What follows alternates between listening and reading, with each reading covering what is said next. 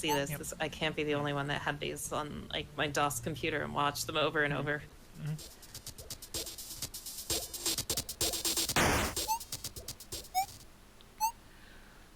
So yeah, the plot of Vvvvvv is we got these 6 people whose names will start with V, who are on a spaceship, and then things explode. And then gravity's kind of screwed up, but fortunately one of them can do a thing.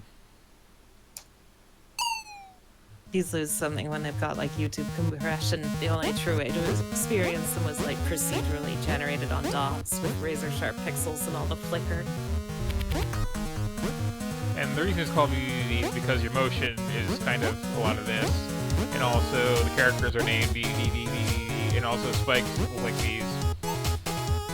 Oh, I only ever got the parallel with spikes.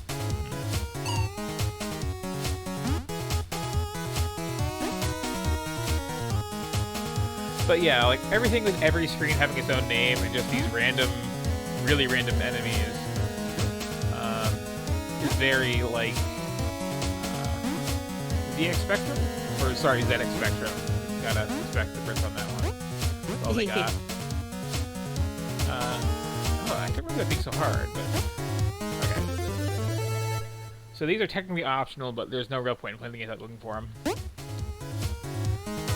checkpoints you will bounce back to if you die. The last one you hit. I'm kind of good at this. Hopefully we'll be able to see that.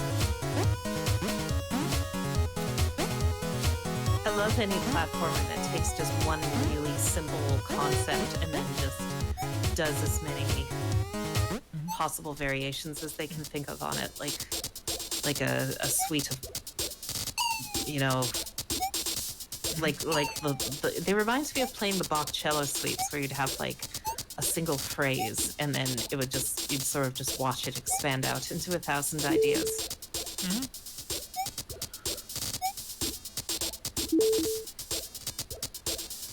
I also love the little voices in this game, just a little like whip, woo sounds they make. It's like I don't mind dying at this. It's just like full, and you just restart instantly. But at some point, relatively recently, the developer of this released the source code of it. Oh, really? Yeah, and people started like immediately making their own little clones, and one of them was. It is the exact same game, except you have a jump button instead of the flip. That seems wrong somehow. Oh, very.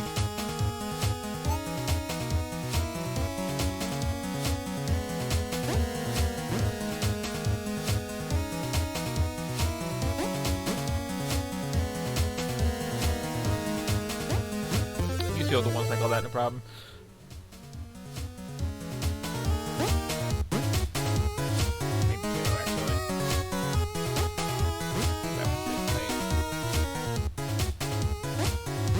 This is a fun game to watch speedrun though. Oh yeah, sure. Oops. Okay, so that's how when you die. You just go and bounce back to the last checkpoint.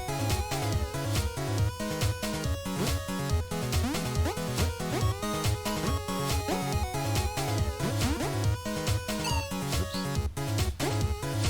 And I really appreciate any game with like instant restarts on death, especially if you're gonna be dying a lot.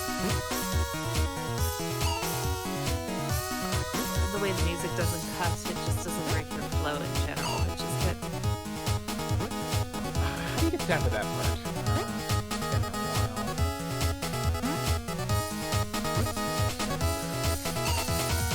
You don't have it on the side, don't you? I don't know. Doesn't look accessible. Oh yeah, here.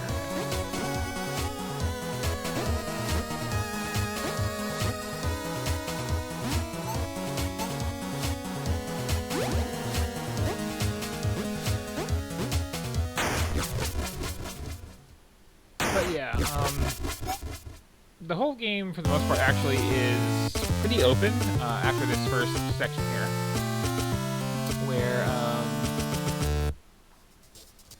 it's gonna take me there now. You have this.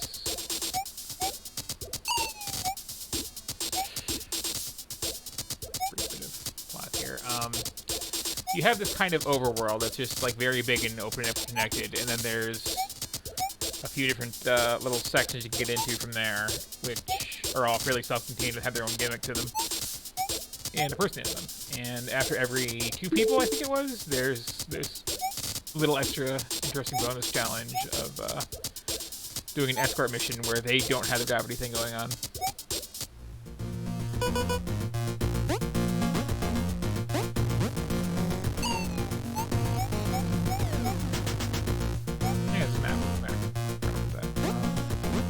I forgot there was Violet. And yeah, once you have one of the characters, one of these you get just by coming in here and talking to them about them. And they go, oh yeah, I found another one of these too. But the main appeal of this game is just like, this soundtrack is amazing.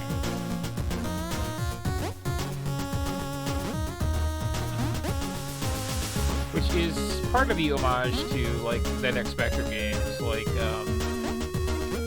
what's the one that everybody knows because it was in I Want to Be the Guy?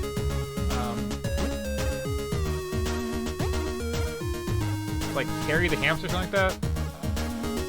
Oh, no, Monty on the Run, that's right.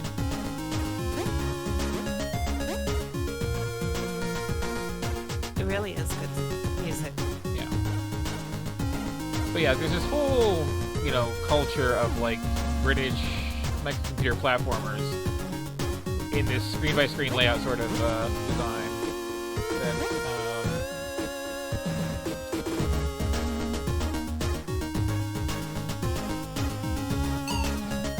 that's rude.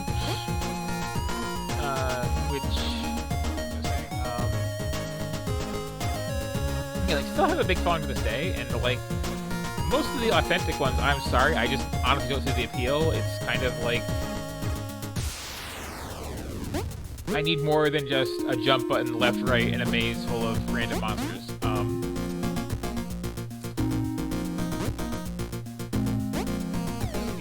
yeah, this is missing.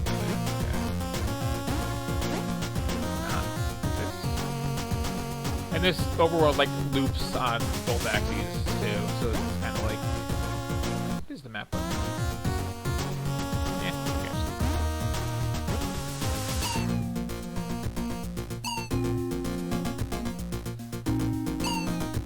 It was also a little bit slippier than you think they are in this, but yeah, so like the game is playing homage to. It's like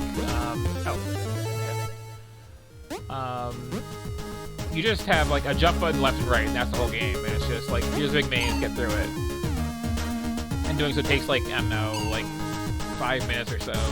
And then there's just more of those, and it's like the whole game culture was just like, okay, how good of a soundtrack can we get on this very simple monochromatic game? Well, not monochromatic, but one color per sprite, basically. This game's super good at that first impression factor too. Like you can tell basically immediately whether it's going to be a kind of game you like. That's where I started? No. That's where I started.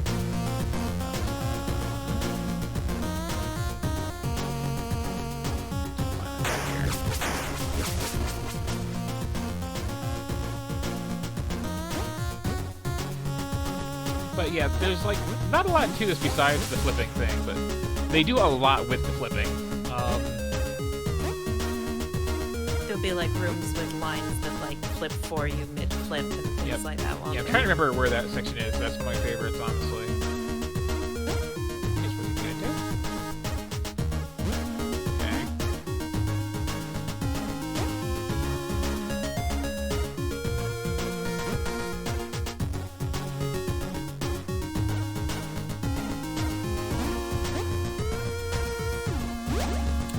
Here's something. I really respect how much this does in so little. Yep. Alright, I want to punch more from the overworld for stuff.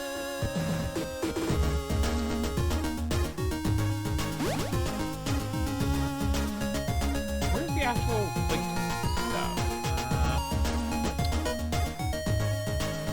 I remember spending some time exploring when I played this. It was just kind of like, oh yeah, here's level, here's level, here's level. Oh, this is promising.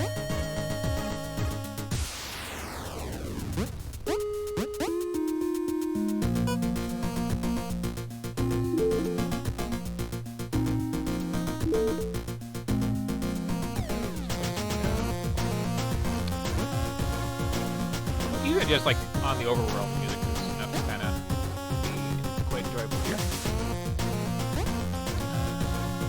this something new? I like how it has to clear the background tiles to draw text over it, even though Here we that go. almost certainly wasn't a real technical limitation. It's just a nice little touch. Yep. Truth.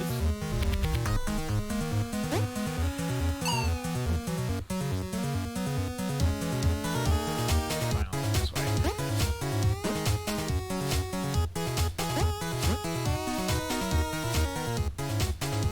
Or will I?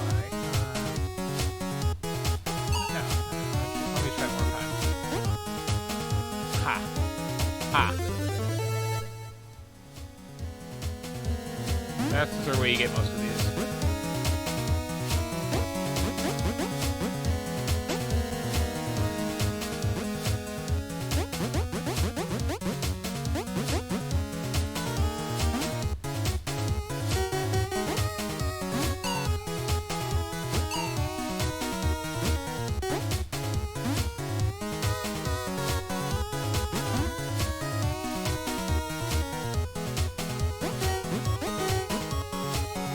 I like that screen is just called "You chose poorly." I guess that both choices are bad.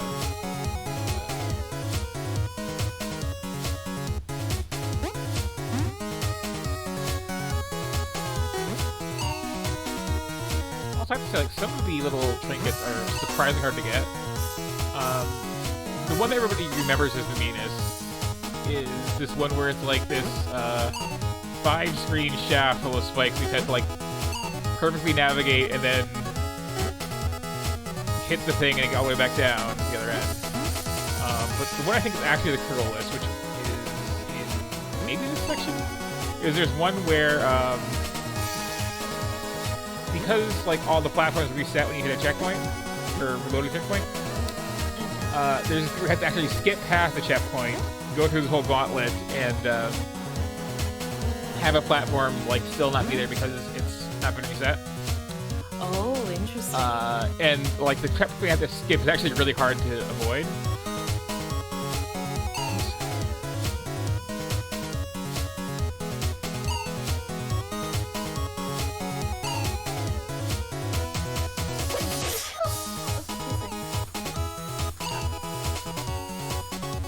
It's also a game where like the controls are slightly more slippery than I would like.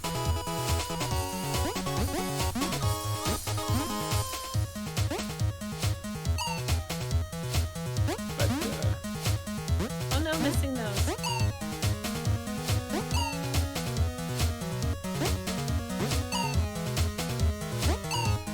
Again, though, I just love how forgiving it is on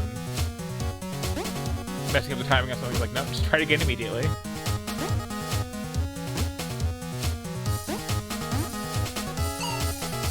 I kind of like how it's got the projectiles that say truth eyes and stuff, and it's almost like making fun of the idea of using these things to be like deep in a platformer.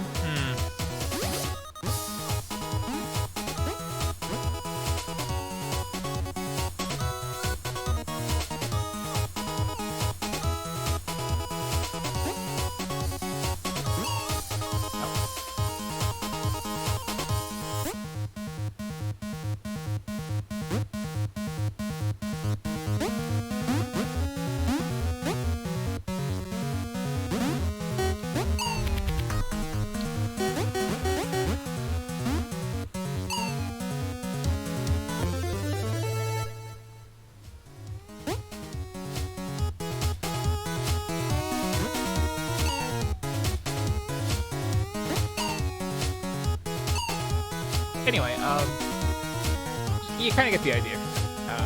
And it's just a very, very good game. Which, back to an earlier topic, started off as a Flash game. It was this little demo on, like, Congregate or whatever, that then was expanded into the full one. I mean, I don't, like, there was a Flash preview anyway. And then the actual game was a Flash game at first, and then was later converted into just like C for some stability, I think it was. Or I don't know about C, but something.